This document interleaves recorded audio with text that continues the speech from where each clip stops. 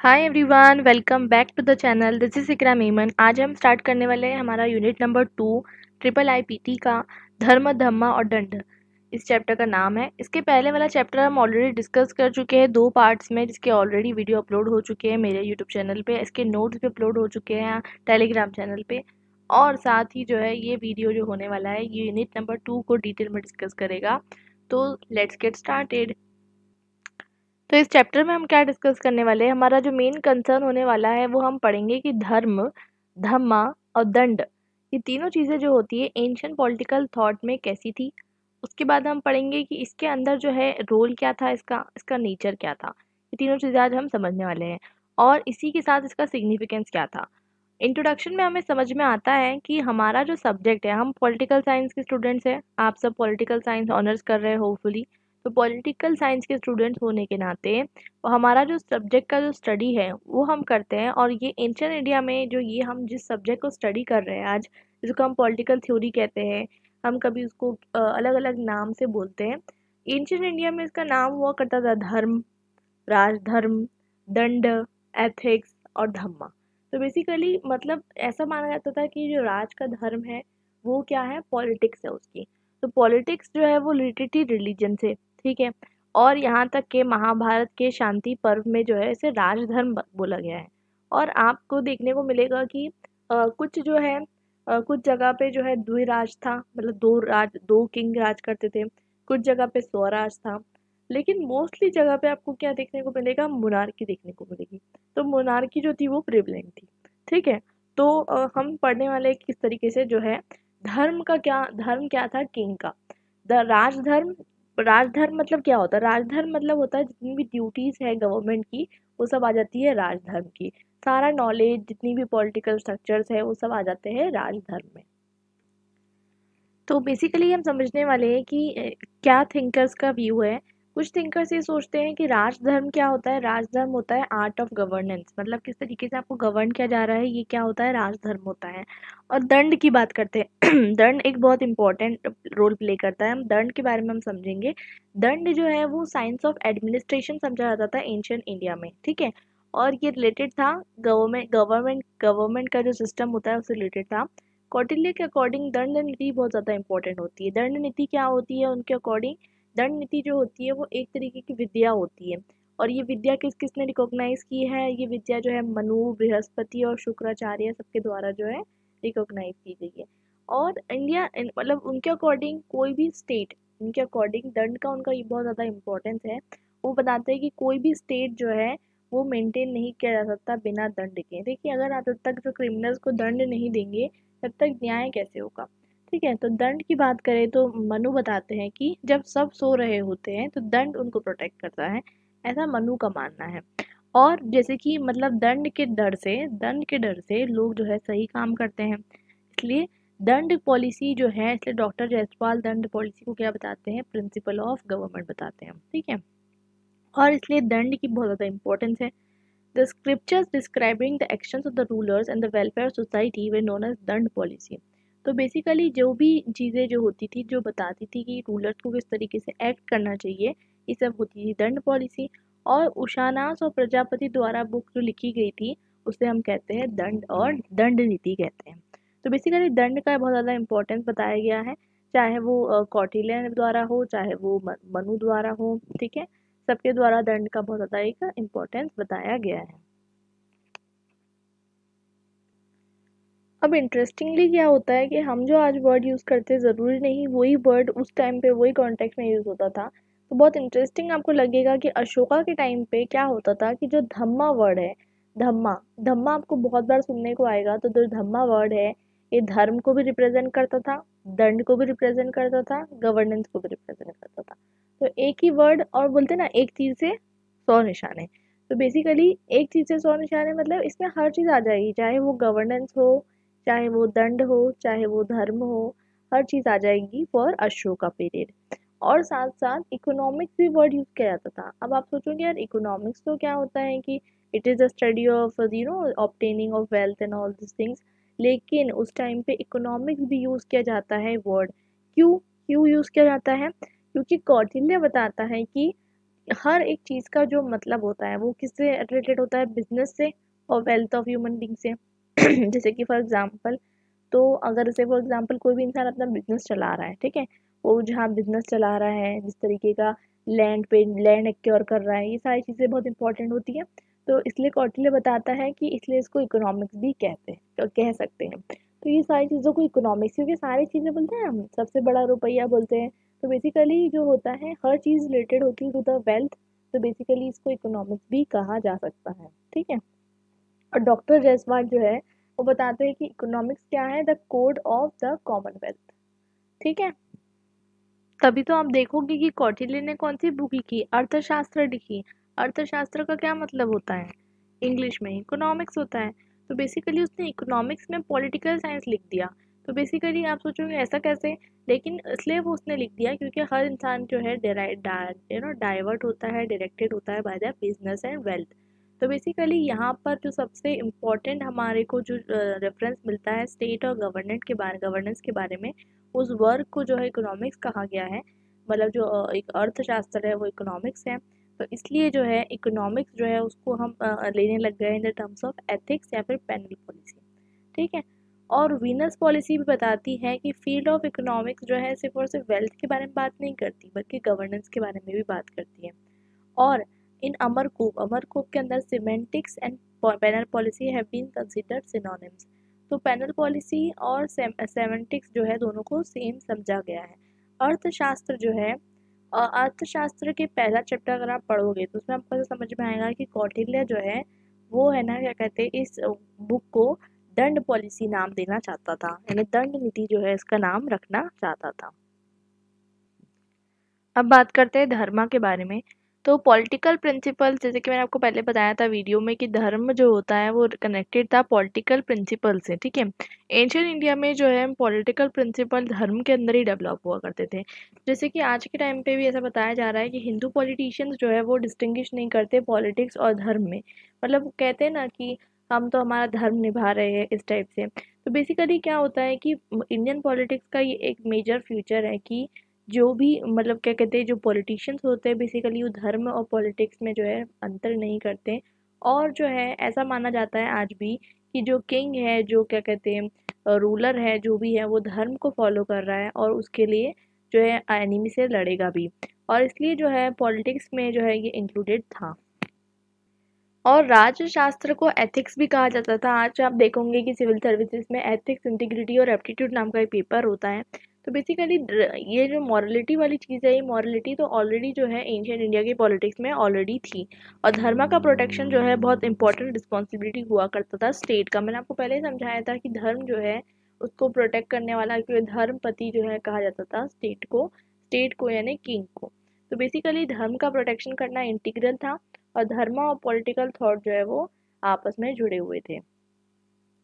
और ये भी फैक्ट इम्पॉर्टेंट है कि अगर आप देखिए कि हम जो रेफरेंसेस यूज़ करते हैं, जैसे कि हम वेद यूज़ कर रहे हैं, ब्राह्मण्स के टेक्स्ट यूज़ कर रहे हैं, उपनिषद यूज़ कर रहे हैं, स्मृति यूज़ कर रहे हैं, महाभारत, रामायण, पुराण, तो ये सारी चीज़ें जो हम यूज़ कर रहे हैं, बुद्धिस्ट के भी हम कुछ टेक्स्ट यूज़ करते हैं।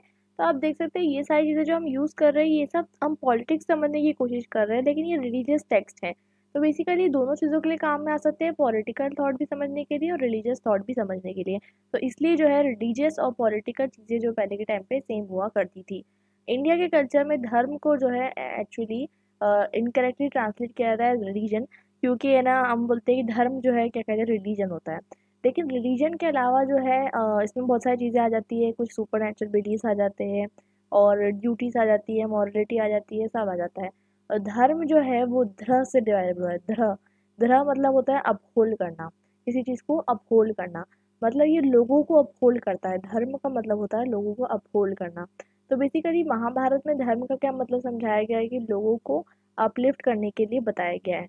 और ये बताया गया है कि जो लोगों का भला सोचना क्या होता है, धर्म होता है, ठीक है। और साथ में भीष्म बताता है कि युधिष्ठिर को कार्णव पर्व में ऑफ द महाभारत कि धर्म से सोसाइटी चलती है, धर्म से सोशल ऑर्डर होता है, इससे वेलबींग होता है, इससे ह्यूमैनिटी बढ़ती है और धर्म जो है वो सारे काम करता है। और शांति पर्व में क्या बताया गया है, शांति पर्व में ये बताया गया है कि हर वर्ण के जो लोग हैं उसके लिए जो है 9 रूल्स हैं। पहले तो हर वर्णों के लिए जो है कहीं न कहीं आपको इनइक्वालिटीज़ देखने को मिलेगी बहुत सारी चीज़ों में, लेकिन कुछ 9 चीज़ें ऐसी हैं जो कि हर जो है वर्ण के लिए सेम है। वो क्या है? वो एक है पहला तो ट्रूथफुलनेस, सच्चाई, बीइंग फ्री ऑफ एंगर मतलब गुस्से से जो है मुक्ति प्राप्त करना, अपनी दौलत को दूसरों के साथ शेयर करना, sharing wealth with others, forgiveness माफ़ी, और procreating children from only from one's wife, purity, absence of enmity, straightforwardness and maintaining persons dependent on oneself. तो ये सारी चीज़ें जो है ये 9 चीज़ें बताई गई हैं। और वैसे ही मनुस्मृति में मनु बताते हैं कि धर्म के 10 टेनेंट्स हैं। एक तो पेशेंस, सब्र रखना, फॉरगिवनेस माफ़ कर देना, rational control of the senses अपने मतलब अपनी चीज़ों पे कंट्रोल रखना, ऑनेस्टी सच्चाई, ठीक है, सैंक्टिटी पवित्रता, कॉन्टिनेंस और रीज़न या नॉलेज, फिलोसफिकल विजडम, सच्चाई, ट्रूथफुलनेस और जो है एब्सेंस ऑफ एंगर। तो मनुस्मृति में भी हमें जो है धर्म के कुछ बेसिक टेनेंट्स मिलते हैं। तो इससे क्या समझ में आता है कि इसमें मॉरल ड्यूटीज़ भी आ गई, इसमें फंडामेंटल ड्यूटीज़ आ गई, हर चीज़ इसमें आ जाती है। व्यास जो है कमेंट करते हैं योग सूत्र में, वो बताते हैं कि धर्म जो है यूनिवर्सल गुडविल है, मतलब एक तरीके से जो है ऐसी अच्छाई है जो हर जगह एप्लीकेबल है। और बुद्धा जो है, बुद्धा क्या यूज़ करते हैं, मॉरलिटी और एक्शंस की बात यूज़ करते हैं। वो बताते हैं कि धम्म पद में जो है डिस्कस करते हैं। देखिए हमें एक चीज़ समझ में आती है कि धम्मा का जो उस टाइम पे जो कॉन्टेक्स्ट में जो यूज़ हो रहा था, धर्म जो यूज़ हो रहा था, वो रीजनिंग लॉजिक और रूल्स में यूज़ हो रहा था, ना कि रिलीजन में। मतलब ऐसे कुछ आइडियाज़ थे जो कि बहुत सिंपल थे, जैसे कि सबको सच बोलना है, माफ़ करना है, अच्छी ज़िंदगी जीना है, सिंपल। और ना क्या कहते हैं, इस तरीके की चीज़ें थी जो कि इलॉजिकल नहीं थी बल्कि सिंपल थी, और बहुत ज़्यादा जो है क्या कहते हैं ऐसी चीज़ें थी जो कि हर इंसान को फॉलो करना चाहिए। और धर्म जो है ये भी एक्सप्लेन करता था उस टाइम पे कि हर चीज़ का धर्म क्या होता है। मतलब धर्म मतलब ये होता है कि समझिए वो बताते हैं कि डियर है, डियर यानी क्या होता है आपको पता है, हिरन होता है, तो हिरन का धर्म क्या है। तो जैनिज़्म के टेक्स्ट में हमको इस चीज़ की चीज़ें भी मिलती है कि हिरन का धर्म क्या है। हिरन का धर्म है कि हर्बीवरस रहना। और मतलब जो आग है, आग का धर्म क्या है, जलना। तो इस तरीके की चीज़ें भी हमको देखने को मिलती है। लेकिन इसके अलावा धर्म में हमको कुछ जो प्रॉब्लम मिलती है वो ये है कि धर्म जो है अलग अलग स्टेजेस में लाइफ की ज़िंदगी को बांट देता है। आपने जो है पढ़ा होगा इसके बारे में कि जो आपका स्टडीज़ का स्टेज होता है वो अलग है, आपकी शादी का स्टेज अलग है, आपका जो है बहुत सारे अलग-अलग स्टेजेस में बाँट दिया जाता है। इसके अलावा जो वर्ण है, वर्ण के बेसिस पे जो है ड्यूटीज़ को भी बाँट दिया जाता है कि ये वर्ण के लोग ये काम करेंगे, ये वर्ण के लोग ये काम करेंगे। तो बेसिकली डिफरेंट स्टेजेस में बाँट दिया जाता है धर्म को। और ड्यूटीज़ जो है वर्ण के अकॉर्डिंग, प्रोफ़ेशन के अकॉर्डिंग और रिलेशनशिप्स के अकॉर्डिंग, क्योंकि फीमेल ये काम करेगी, मेल ये काम करेगा, तो बेसिकली यहाँ पर जो है बाँट दी जाती है।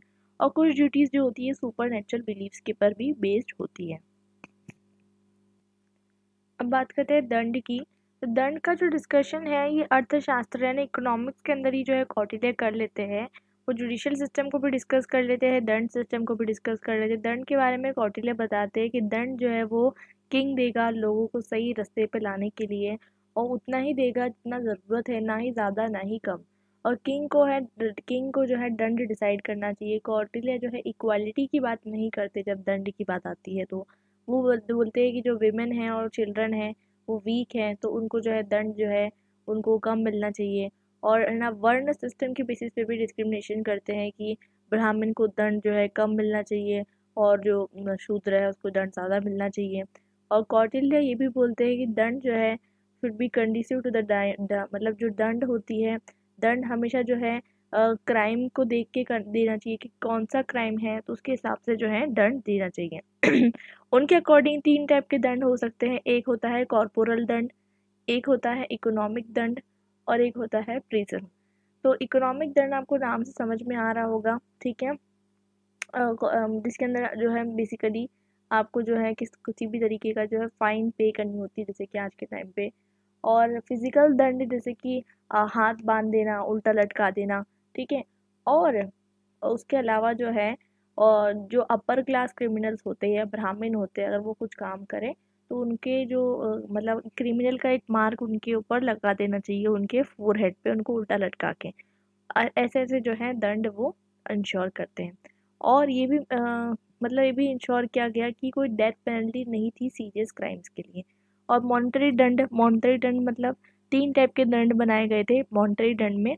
पहला तो हो गया हमारा फर्स्ट, एक मीडियम और एक गुड करेज दंड। फर्स्ट दंड मतलब कितना जो है आपको पैसे देना है, 48 से 96 का बीच में आपको देना है। उसके बाद है ना, इसके अलावा 200 से 500 पर मंथ देना है। और जो बेस्ट दंड है, मतलब 3 टाइप के दंड बनाए गए थे, तो 500 से 1000 रुपये पर मंथ आपको फाइन देना है, ठीक है। और डिफरेंट डिफरेंट काम आप जब करोगे, डिफरेंट डिफरेंट जो है क्राइम्स के लिए अलग अलग पेनल्टीज भी है, वो भी जो है डिस्क्राइब की गई है। इसलिए दंड को जो है बहुत ज़्यादा स्ट्रिक्टली अरेंज किया गया है कौटिल्य द्वारा। और जो है फिजिकल दंड जो होता है, फिजिकल दंड में बहुत सारी चीज़ें होती हैं कि उल्टा लटका दो, ये वो। तो ये सारी चीज़ों को जो है, ये ऐसा माना जाता है कि ये सारी चीज़ें जो आपको थोड़ी सी इनह्यूमन दिख रही होगी, लेकिन ये सारे जो दंड होते हैं, ये सारे जो थे एंशियंट इंडिया में चले आ रहे थे। और आचार्यास जो है एंशियंट इंडिया के, वो सपोर्ट करते हैं कि हार्श हार्श दंड होना चाहिए। दंड कैसा होना चाहिए? हार्श होना चाहिए। और ऐसा इसलिए बोला जाता है कि कौटिल्य जो है ज़्यादा प्रैक्टिकल है रादर देन आइडियलिस्टिक इन अरेंजिंग दंड। और नेक्स्ट इम्पॉर्टेंट चीज़ है, यहाँ पर आती है आर्मी। तो आर्मी, जैसे कि आपको पता है 7 अंग होते हैं सप्त अंग थ्योरी के अंदर। तो उसमें जो नेक्स्ट इम्पॉर्टेंट चीज़ आती है वो है आर्मी। तो आर्मी क्या है वो हम समझेंगे। नेक्स्ट इम्पॉर्टेंट चीज़ जो है, जैसे कि बता रही हूँ मैं आर्मी, तो कौटिल्य बताता है कि एक स्टैंडिंग आर्मी की ज़रूरत है। स्टैंडिंग आर्मी मतलब क्या होती है? एक प्रोफेशनल आर्मी जो कि फुल टाइम आर्मी हो, ना कि मर्सिनरीज। मर्सिनरीज क्या होते हैं? जिसको आप पैसे देते हो युद्ध लड़ने के लिए। अब पता चला अचानक से कोई युद्ध चालू हो गया, तो आप उनको थोड़ा ना बोलोगे चलो अब मैं पैसे दे रहा हूँ तुम लड़ो। तो बेसिकली डिपेंडेंट नहीं होना चाहिए मर्सिनरी पे, और एक हमेशा आपके पास प्रोफेशनल फुल टाइम आर्मी होना चाहिए। और एक आर्मी की गुड क्वालिटीज़ ये बताते हैं कौटिल्य कि रिक्रूटमेंट जो है वो फेयर होना चाहिए, इनहेरिटेंस पे बेस्ड होना चाहिए। मतलब वो यहाँ पर जो इनहेरिटेंस की बात करते हैं, मतलब जो बाप रहेगा उसका जो बेटा रहेगा वो भी आर्मी में रहेगा, और रिक्रूटमेंट जो रहेगा फेयर रहेगा। और उनको है ना लॉयल रहना चाहिए, स्ट्रांग रहना चाहिए, एनर्जी से भरपूर रहना चाहिए। और आर्मी जो है वो इनविंसिबल होना चाहिए, और उनके अंदर बहुत सारी मतलब क्या, बहुत सारी है ना स्किल्ड होना चाहिए वो लोग। उनको क्या कहते हैं, बहुत सारी चीज़ें सिखा दी जाए, जैसे कि उनको बैटल्स में सिखा दिया जाए कि किस तरीके से बहुत सारे वेपन्स हैंडल किए जाते हैं। और आर्मी का काम ये है, क्योंकि आर्मी को देखो बहुत इंपॉर्टेंट काम बताया गया है, उन्होंने माइंड बताया आर्मी को, ठीक है। तो बेसिकली आर्मी का काम ये है कि कोई भी तरीके की इंस्टेबिलिटी नहीं आना चाहिए किंगडम में, ठीक है। इसलिए हमेशा जो है क्या कहते हैं, जब भी किंग की कोई परेशानी आई, तो उसके साथ खड़ी किसको रहना चाहिए? आर्मी को रहना चाहिए। और ये भी बोला जाता है कि आर्मी को जो है अच्छा पैसा देने का काम किसका है? किंग का। और उनकी फैमिली का भी ध्यान रखो, ताकि जो सोल्जर्स हैं उनको फिक्र ना हो कि अगर हमारा कुछ हो गया तो हमारे जो फैमिली पर्सन है उनका क्या होगा। और इसलिए जो है सोल्जर्स भी जो है तैयार रहना चाहिए कि वो अपनी कंट्री के लिए जान दे दें, ठीक है। लेकिन किंग को भी जो है, उनको जो है प्रॉपर वेपन प्रोवाइड करना चाहिए, और जो भी चीज़ें प्रोवाइड करना चाहिए जो जिससे वो खुश रह सके। तो बेसिकली एक बायलेटरल रिलेशनशिप बताया जा रहा है कौटिल्य द्वारा आर्मी और किंग के बीच में। तो आपको इंडियन फिलोसोफर्स की एक चीज़ बहुत इम्पोर्टेंट दिखेगी कि उनको हमेशा से ये पता होता है कि ह्यूमन जो होता है, ह्यूमन की ज़िंदगी में डेमोनिक टेंडेंसीज होती है। डेमोनिक टेंडेंसी मतलब शैतानी टेंडेंसी या फिर राक्षसी टेंडेंसीज, मतलब हरकतें। तो बेसिकली जो ह्यूमन होता है, जो एक पर्सन होता है, उसकी वो क्या कहते हैं, बहुत ज़्यादा जो होता है ना, इट इज़ बोला जाता है कि ह्यूमन जो होता है वो अगेथोकैकोलॉजिकल होता है। तो बेसिकली मतलब जिसमें गुड और बैड एलिमेंट्स दोनों होते हैं। तो बेसिकली इसलिए जो है इंडियन फिलोसोफर्स हमेशा से दंड को बहुत इंपॉर्टेंस देते हैं कि दंड जो है बहुत ज़्यादा ज़रूरी है। और इसलिए हर बार जो है वो लोग दंड नीति के नाम पे लिखते हैं। कौटिल्य अर्थशास्त्र में सबसे ज़्यादा इम्पोर्टेंस जो है ये पेनल पॉलिसी यानी दंड पॉलिसी को दिया गया, और सारी साइंसेस को जो है वो हटा दिया गया, बोला कि ये सबसे ज़्यादा इम्पोर्टेंट है। और यहाँ तक कि मनु जो है बताता है कि दंड जो है वही रूलर है। मतलब दंड है वही रूलर है। मतलब ये कि अगर दंड रहेगा तो समाज में जो है क्या कहते हैं, इनइक्वालिटीज नहीं बढ़ेगी, समाज में जो है प्रॉब्लम्स नहीं आएंगी। इसलिए दंड को मतलब पेनल पॉलिसी का बहुत ज़्यादा इंपॉर्टेंस है इन दी इंडियन पॉलिटिकल फिलोसफी। अब बेसिकली बात करते हैं कि किस तरीके का मनु के द्वारा बताया जाता है किस तरीके का लॉ होना चाहिए और जस्टिस सिस्टम होना चाहिए। तो जैसे कि मैंने अभी आपको बताया कि मनु के अकॉर्डिंग दंड जो होता है वो किंग होता है, और वो दंड जो है वो रूल करता है। और स्कॉलर्स मानते हैं कि दंड जो है वो इसलिए रखा गया है क्योंकि वो पर्पस है रिलीजन का। बेसिकली वो बताना चाहते हैं कि अगर किंग जो है अगर क्रिमिनल को पनिश नहीं करेगा तो मत्स्य न्याय चालू हो जाएगा। मत्स्य न्याय मैंने आपको पहले समझाया था कि जो बड़ी मछलियाँ छोटी मछलियों को खा जाती है, तो वैसे ही यहाँ पर बताया जा रहा है कि जो स्ट्रॉन्ग पीपल है वो लोगों को कैसा ट्रीट करेंगे, वीक लोगों को, जैसे कि वो मछली है उनको पका के खा जाएंगे। तो basically it's very common thing कि दंड बहुत ज़्यादा ज़रूरी है। दंड अगर फॉलो कर रहा जा रहा है बाय द किंग, तो इससे जो है क्या कहते हैं रिलीजन भी अटेन हो जाएगा, मीनिंग भी अटेन हो जाएगा, वर्क भी अटेन हो जाएगा। ठीक है, तो बेसिकली दंड के लिए बहुत ज़्यादा अरेंजमेंट करने पड़ेंगे किंग को। और जो भी अपने रिलीजन से भटक जाता है, कास्ट से भटक जाता है, क्लैन से भटक जाता है, और उसको वापस अपने रिलीजन में जो है क्या कहते हैं ला लेना चाहिए उसको दंड देकर। ये जो है क्या कहते हैं इसकी पॉलिसी है। और दंड को जो उन्होंने 4 भाग में विभाजित किया है, जिसका नाम है धिक दंड, वक दंड, धन दंड और वध दंड। तो मनु बताते हैं कि ये जो मतलब दंड बनाया है, उन्होंने कानून बनाया है, इसका सोर्स क्या यूज़ करते हैं। वो मोस्ट इम्पॉर्टेंट सोर्स यूज़ करते हैं वेद। तो मतलब मनुस्मृति में जितने भी जो क्या कहते हैं दंड दिए हुए हैं या फिर जितने भी जो लॉज दिए हुए हैं, जितने कानून दिए हुए हैं, वो सब जो है किससे डिराइव्ड है, वो डिराइव्ड है वेद से मोस्टली। उसके अलावा स्मृति से, ठीक है। उसके अलावा जो है जो जेंटलमैन जिस तरीके का कंटेक्ट रखते हैं उससे, और श्रुत संतोष से। तो बेसिकली जस्टिस सिस्टम जो है वो भी मनुस्मृति में दिया गया है। मनुस्मृति में बताया गया है कि 2 तरीके के है ना वायलेंस हो सकते हैं, 2 तरीके के मतलब डिस्टर्बेंस हो सकते हैं। ठीक है, पहला तो ये कि आपस में जो है लड़ाई झगड़ा हो जाए, वायलेंस हो जाए। या फिर दूसरा हो सकता है कि आपने अगर किसी को लैंड नहीं दिया, पैसे नहीं दिए, तो आपका कुछ जो है प्रॉब्लम हो जाए। तो 2 तरीके के प्रॉब्लम्स हो सकते हैं, डिस्प्यूट्स हो सकते हैं बिटवीन पीपल। ये बताया गया है मनु द्वारा जस्टिस सिस्टम के अंदर। तो मनुस्मृति बताते हैं कि अगर किंग जो है डिसाइड नहीं करेगा, अगर किंग डिसाइड नहीं करना चाहता है, तो बेसिकली एक ब्राह्मण को अपॉइंट कर लेना चाहिए। और ब्राह्मण जो है, ब्राह्मण भी अगर जो अपॉइंटेड है, तो वो जो है 3 दूसरे लोगों को साथ मिलकर जो है इसको जो है डिसीजन लेना चाहिए। और जस्टिस जो है बहुत इंपॉर्टेंट है, क्योंकि इम्पार्शलिटी से जो है आपको जो है क्या कहते हैं ट्रीट करना पड़ेगा। ठीक है, और सिमिलरली जजेस जो है, लेकिन यहाँ पर जो है इनइक्वालिटी की बात आ जाती है, क्योंकि मनु के अकॉर्डिंग जजेस जो है वो ब्राह्मण होना चाहिए। और वो बताते हैं, यहाँ तक कि बताते हैं कि एक बिल्कुल पढ़ा लिखा अगर शूद्र रहा तो भी आप उसको जज मत बनाना। और एक बिल्कुल ही जो है क्या कहते हैं जिसको कुछ भी नॉलेज नहीं है, अगर वो भी क्या कहते हैं रहा, अगर एक पर्टिकुलर ब्राह्मण रहा, तो भी आप उसको जो है बना देना, क्या बना देना, जज बना देना। तो बेसिकली यहाँ पर कितना ज़्यादा कास्ट सिस्टम का जो है मतलब हमको देखने को मिलता है कि मनु बहुत ज़्यादा टिल्टेड है टूवर्ड्स दी कास्ट सिस्टम। तो बेसिकली कोई भी सर्कमस्टेंसेस के अंदर वो शूद्र नहीं होना चाहिए, और जजेस ऐसे होना चाहिए जो दूसरों के जो है इनर फीलिंग्स को समझ सकें। ठीक है, और मनुस्मृति में एविडेंस जो होते हैं 2 तरीके के होते हैं। जैसे कि आज के टाइम पे भी आप कोर्ट में जाते हो तो आपको एविडेंस मानते हैं, आई विटनेस मानते हैं। ठीक है, और आपको जो है मानते हैं कि अभी साइंस रिपोर्ट लेकर आओ, ये लेकर आओ, वो लेकर आओ।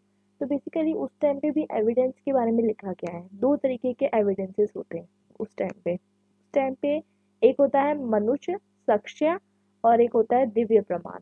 तो क्या होता है वो बताते हैं दोनों चीज में डिफरेंस।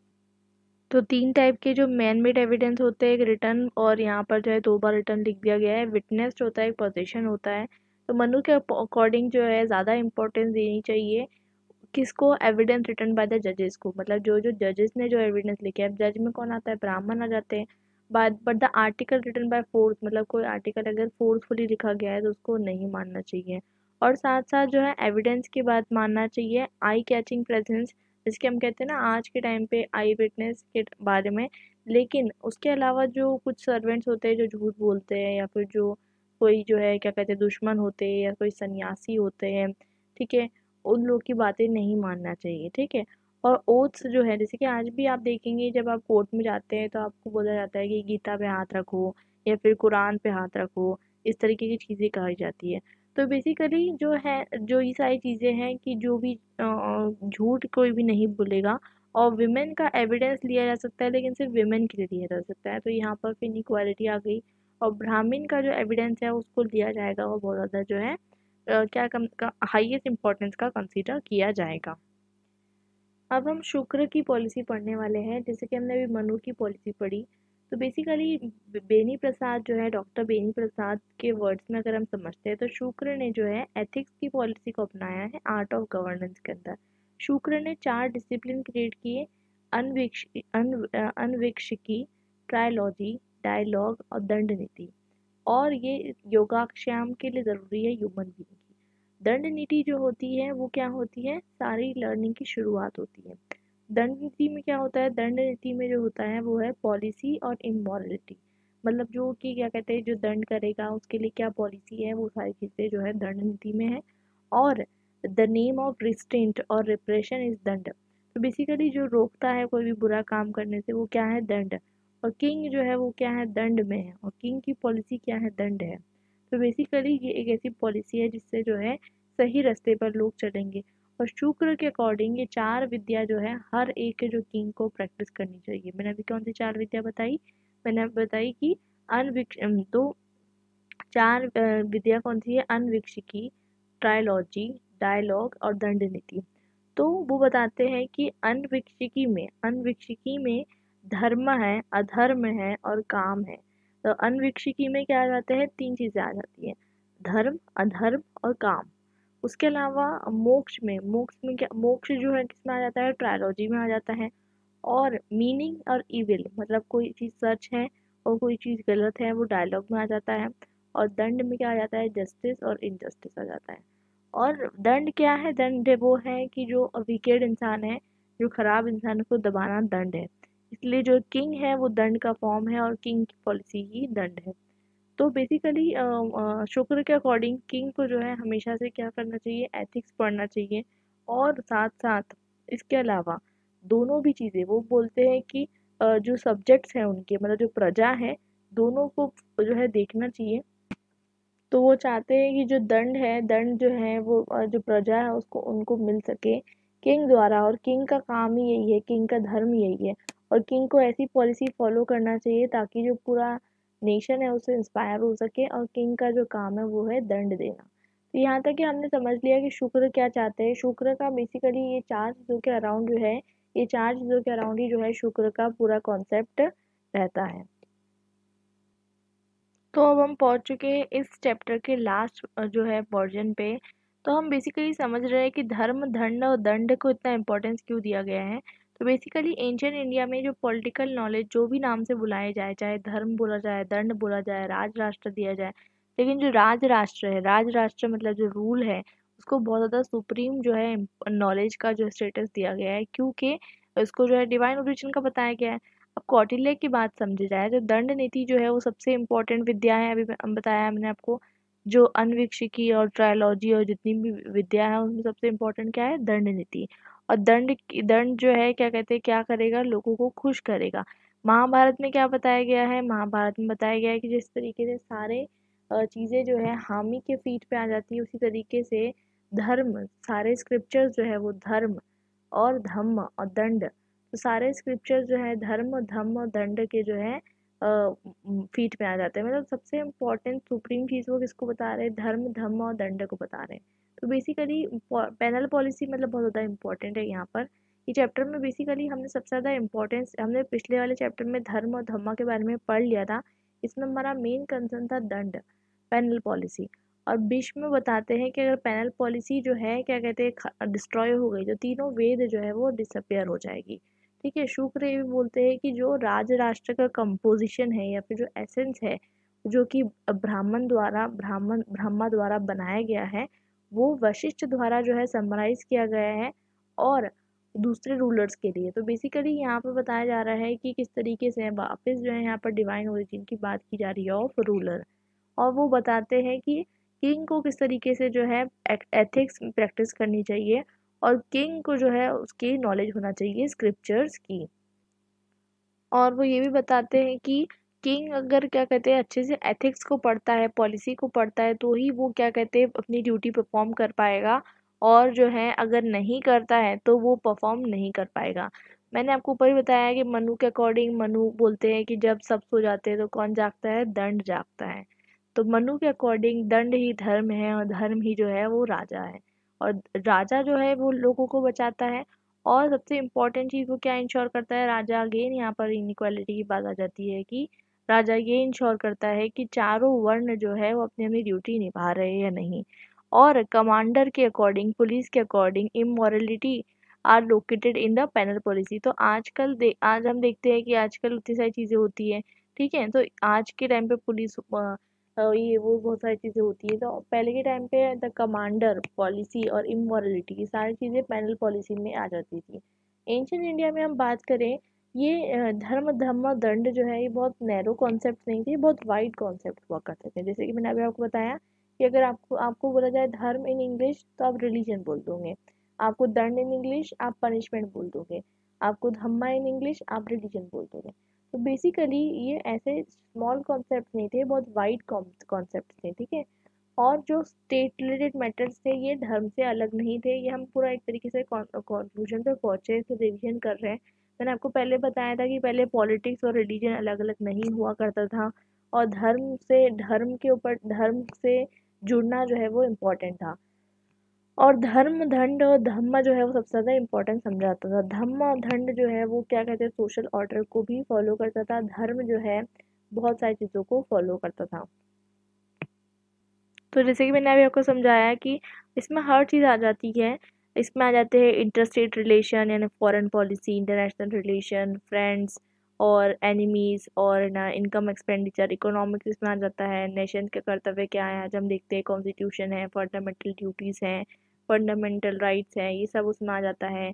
प्रजा, ट्रीज उगाना, सोशल वेलफेयर करना, सफाई अभियान करना, हर चीज़, टेम्पल बनवाना, लॉ एंड जस्टिस इंश्योर करना, दुर्ग बनवाना, फॉरेस्ट और आर्मी मेंटेन करना, हर चीज़ ये धर्म धम्म दंड में आ जाती है। ये तीनों चीज़ों में सब चीज़ें आ जाती है। तो I hope it's clear to you. और इसी के साथ हमारा आज का ये चैप्टर जो है ऑलमोस्ट ख़त्म होने को आया है। हमारा जो कंक्लूजन है वो बचा है, हम उसको पढ़ लेते हैं। तो हम देखते हैं कि वेस्टर्न फिलोसोफर के कंपैरिजन में अगर हम देखते हैं, आपने अभी तक की अगर अंडरस्टैंडिंग पॉलिटिकल थ्योरी पढ़ी होगी तो आपको ये समझ में आ गया होगा कि वेस्टर्न पॉलिटिकल थ्योरी और इंडियन पॉलिटिकल थ्योरी में क्या डिफरेंस है। तो दोनों में डिफरेंट टाइप की गवर्नमेंट होती है। ये सिस्टम जो है वो धर्म और दंड पे बेस्ड है, ठीक है, और जिसको कुछ लोग धम्मा भी बोलते हैं, ठीक है। और यहाँ से अगर हम देखें कि धर्म धम्म दंड जो है वो इंडिया के अंदर बहुत इंपॉर्टेंट थे, लेकिन बाहर के जो वेस्टर्न पॉलिटिकल फिलोसोफर्स थे वो लोग क्या करते थे, रिलीजन को और जो हमारा स्टेट है उसको डिफर करते थे। तो ये एक डिफरेंस हमको देखने को मिलता है।